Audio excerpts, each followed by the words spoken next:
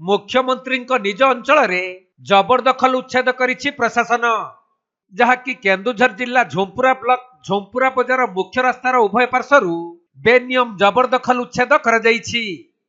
तेबे झोंपुरा बजार रे ट्रैफिक समस्या नहीं अंचलवासी माने अणनिश्वासी हेबा सहित जरूरीकालीन सेवा बाधाप्राप्त हेउथिला।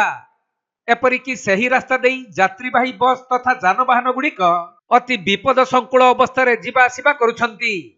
तेणु ए नहीं स्थानीय लोक माने बारंबार प्रशासन निकटरे लिखित अभियोग करथिले। पर सही जनसाधारण अभियोग को भित्ति करी स्थानीय प्रशासन पक्षरु डाकबाजी यंत्र द्वारा बेआईन जबरदखलकारी सूचना दिया जाइथिला।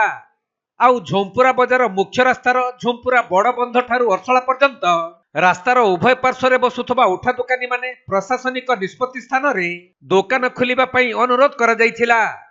हेले जदि दुकानी माने प्रशासनिक निष्पत्ति को अवमानना करंती ताहले सेमानक विरुद्ध रे दृढ़ कार्यानुष्ठान ग्रहण करा जिवो बोली सूचना दिया जाइथिला। तेणु प्रशासनिक अनुरोध क्रमे किछि दुकानी माने निज निज दुकान को रास्ता उपरु हटाई नैथिले।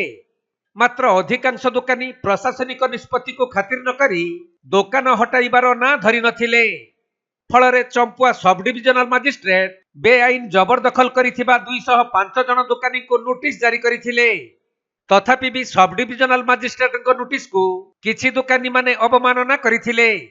तेणु चंपुआ सब डिविजनल मजिस्ट्रेट निष्पत्ति अनुसार झोंपुरा बजार मुख्य रास्तार उभय पार्श्वरू जबरदखल उच्छेद करा जाइछि। सेपटे जोड़ा और बड़बिल सहर रे सरकारी जमी को माड़ी बसी घर करिथिबा लोकंक उपरे मुख्यमंत्री बुलडोजर केबे चलिबो ताहा केवल देखिबाकू बाकी रहिला।